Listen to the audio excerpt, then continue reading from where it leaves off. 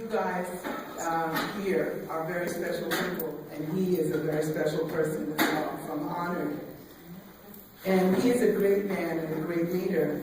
Rob Astorino has demonstrated that leadership in so many ways, from protecting the taxpayer by reducing county property taxes, to promoting economic development, and bringing nearly 30,000 private sector jobs to Westchester, and especially important to us, preserving essential services.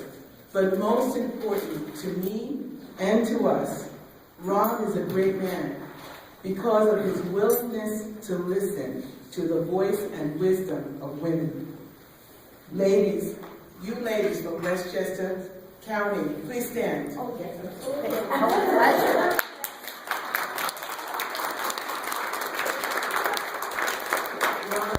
These ladies came here to show their support and loyalty to you. And that support and loyalty comes because, you know, you listened to what we have to say, our opinions, and that's not just for the moment, not just when you're running for election, it's consistent. And I know for me it's been consistent for the last 10 years. So we thank you very much because that itself makes you a great man. Thank you.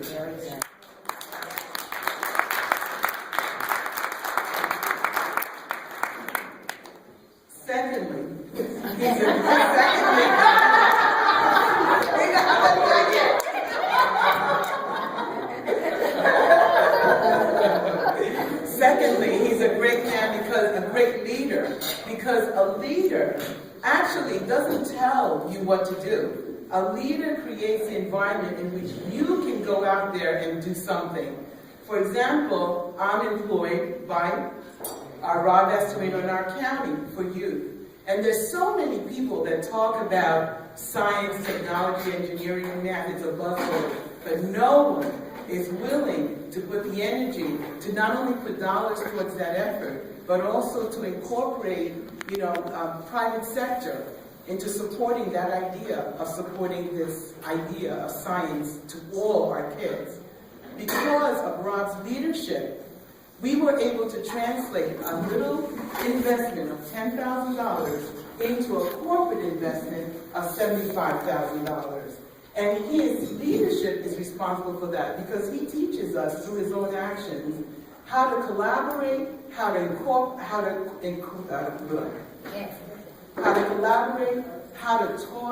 use your sense of mission to bring in people with a like mind, to accomplish what you need to accomplish.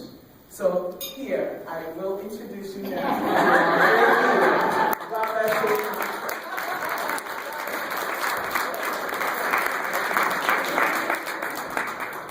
Thank you, Iris. So it's good to see everybody, especially, I have to say, my Westchester table. Thank you for coming. Very nice. The best. Yes. I want to raise, let's see, how many of you are going to be able to finish that slab of beef on your plate? Yeah, that's big. It is nice to be here. My day yesterday started at around 6 o'clock at night. We made it to Dutchess County for an event, pro-life event. Then we were in Columbia County for a dinner that I addressed the Columbia County Republican Party. Then we were in Albany last night for another event. We ended up in Amsterdam, not the country. We ended up in Amsterdam at about 11 o'clock for dinner. And then in Utica we slept at 12:30. And it started this morning at 8 a.m. with a breakfast with someone. And we've been going west ever since until we made it to Condega. And at that point we did a U-turn. So we're as far as Ontario County today, back here to Albany now. We're going to have another event right after this. And then I think the projection is I'll be in my own bed by midnight. Only to wake up to go to Rockland tomorrow and then Rockland County for the parade. But this is the life I have chosen. And it is one that I am glad I did because I care very deeply about this state. And I just as much care about my county, and that's why I decided to run in 2009, when I heard all the same things. You can't win. You're a Republican in a deep blue Westchester County. Forget it. The guy you're running against has mountains of money. 2-to-1 Democratic advantage, high name ID, nobody knows you, all this stuff. And I ran because I knew we had to make a change in Westchester. They were spending like crazy, taxing like crazy, people were leaving, businesses were leaving, and I ran. And as our Westchester table can tell you, because they were part of this in 2009, we won. And not only did we just win, we won big. And we've governed as Republicans in the last 4 years. We cut county property taxes. We cut spending. And as a result, as was said, 30,000 new private sector jobs came to Westchester County. One of the lowest unemployment rates in New York. And we just got reelected by a 13-point margin. Which brings me to, why am I running now? Against the same kind of odds. I'm running now because I think New York State is completely off the rails. We don't have that healthy balance that you need in this state. So the question I ask, in whatever language, because the next event I'm going to is Somos el Futuro, which is a Hispanic event at the convention center. So I'll say some of this in Spanish too. And as a state, the question I'm asking everybody is, are we winning or are we losing? And if we're winning, if taxes are about right, then Andrew Cuomo is your guy. But I think we are losing, and losing badly. And why would I say that? Well, just objectively speaking, look at what's happening. We've lost 400,000 people. 400,000 people have thrown in the towel in the last 3 years and left this state. Businesses are closing up. They're leaving. Those people are chasing those jobs. We have the highest taxes in America. It's not even close. We're 40% above the national average. That's losing. Because of the Democratic Assembly and the culture of corruption here, we are the most corrupt state in America. That's losing. We have the second highest electricity rates in America. That's losing. So why would we settle for losing when, quite frankly, we're New Yorkers? We shouldn't settle for second place. We never did. This was the state that carved out the Erie Canal and that built the Empire State Building in a year and 45 days, that fed the Northeast. We could challenge anything, anyone, and win. We wouldn't settle for second place. Now we're 50th. You know, Alabamians would always say about Mississippi, thank God for Mississippi. Because in all the national rankings, Mississippi was always a notch lower than Alabama. But now, 49 other states say, thank God for New York. That's embarrassing. Here's what losing looks like as well. And some of you may be in this same boat. When you go to Walmart, who's now working behind the counter? Senior citizens. In those thick-soled shoes with your feet hurt. But they're working out of retirement to pay property taxes. That's what losing looks like. But we don't have to do that. We don't have to be that way. We can be a winning state again, just like we changed Westchester from a losing county to a winning county. It's going to take bold ideas, but we've done that. It's going to take commitment, and we've made that, but we can do this again. And one of the ways that we can do this, not just as a party, but as a state, and here's how we won in Westchester. We did overcome the odds. But I will say this to you in this room as well, because we're Republicans in this room. The best way that our party is going to grow is for Republicans to go to areas that politically you might be uncomfortable going. Because some areas may not vote for you, but so what? Go and ask for their vote anyway. Be proud of the principles of this party. I was. When I ran in 2009, I was told, you got to change your positions. You can't win being pro-life. You can't win as a Republican in Westchester County. You've got to be more like the Democrats, and then maybe you can get in. And I said, no. We're going to give people a clear choice here. Because they've had Democrats. And look what it's gotten us. I'm going to be who I am. And we've got to be able to go where areas that generally don't vote for Republicans. So go to African American neighborhoods. Go to Hispanic churches. Put out a hand. Explain what we stand for. Take questions. Build the trust.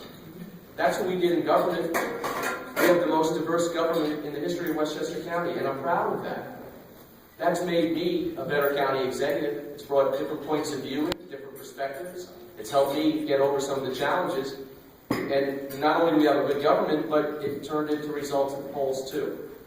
It's a reason why we got 25% of the African American vote, a majority of the Hispanic vote. And it's not just because I speak Spanish. It's because we've made the outreach in a real way. And that's what we'll do in every neighborhood in New York to turn the state around and to win in November. So I'm here to tell you that a conservative Republican governing as a conservative Republican can still win in this state again. And I'm going to need your help to do it. Because it's a big state. And we can win this. And just so you know how the math is in a governor's race. It's not New York City. 44 to 50% of the total vote is going to be from upstate. 29% comes from New York City, and that could be less. And of that, we only have to win about 30%. And then the battleground is the suburbs. And Westchester is generally the worst. It's the Achilles heel for any Republican. That's our base. And then we're fighting it out in Long Island. So we can win this, and we can win it in this year. But your help is going to be crucial. So please make sure you go on Facebook, my friend, go on Twitter, and that's the way you'll get information from our campaign so you can spread the word throughout your communities. But we can win this with your help. And I appreciate all that you have done so far for the party, all that you have done for me, and let's win this together. Okay? Let's make New York great again. Thank you very, very much. Yes? When you were elected governor, what plans do you have for education? Because right now, the parents of New York are not there yet. You talking about Cuomo's Common Core, or are you talking about all the money the governor has taken out of education aids or salaries? Both. How about a yes? I think, first of all, that Cuomo's Common Core has been a disaster. The implementation has been awful. We are one of only 2 states that rushed the implementation ahead of plan, and it shows. I have a lot of issues with Common Core. I do think we need to raise standards. There's no question about that. I do believe that we need teacher evaluations. However, more money doesn't equal better results. We spend more on aid in this state per child than any other state, and it's not close. And we're getting worse. So we have a problem. There's no question about it.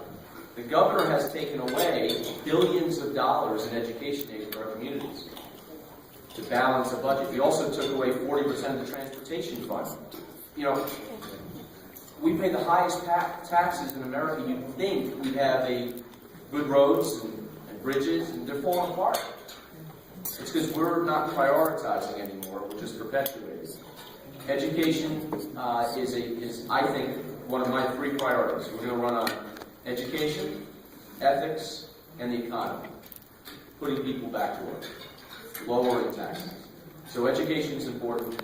Common Core, the biggest problem I have is I think it takes away from local school boards and parents. I'm dealing with Common Core. My wife and I have 3 kids, a 10-year-old, a 9-year-old, and a 4-year-old. So the 10 and 9, they're in 5th grade and 3rd grade. So we've been dealing with Common Core now since its inception. And it hasn't been pleasant, to say the least. Education aid is another thing where, again, if you're going to take away aid from localities, they raise IPs. Neither one of those are good options. A third option is one that needs to be explored, and that is, again, giving and empowering local communities and their school boards and school districts to overcome these obstacles, like changes in work rules, Some of these issues that will make it different and better. Mandates, unfunded mandates that we're dealing with all over. Those have got to be either taken back by the state, their programs, or changed. Those are two big issues I think would have and if you look at Wisconsin, what they did, the whole fight, but it has made that state better. And that's a fight we might want to have here in New York. Yes. What do you think of Cuomo's new property tax cut? Well, here's where I get to use air quotes, because it's all fake. It is not, and first of all, it takes them about 5 minutes to explain what it would do if things happen. That's the problem with New York. It's become all gimmicks and no real changes. It's like three-part Monty. And it's the same thing with this whole Startup New York ad, where they've spent tens of millions of your dollars basically on a political ad for him, which has had 0 results. And Startup New York is exactly what is wrong with New York. How many of you live in a tax-free zone?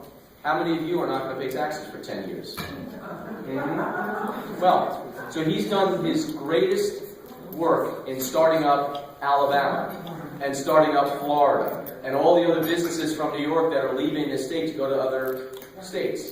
Startup New York is wrong because Governor Cuomo gets to pick the type of industry and put them in a specific location on a SUNY campus, and then if they meet all these standards and qualifications, then they might, that's exactly what's wrong. Lower the taxes across the board, take away some of these very onerous regulations that are driving businesses away or keeping people from actually starting up something. That's where you will see the growth and the opportunities. That's why Florida is booming. That's why the Carolinas are booming, and Texas.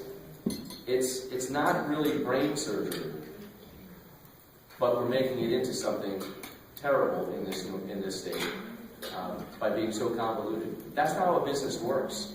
They want simplicity.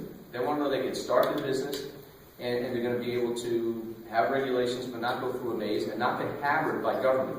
And right now, government is not a partner, or should it be, by the way, but it's becoming a majority partner in these businesses, and it's becoming, with their enforcement, it's becoming a harassment tool. I got to get to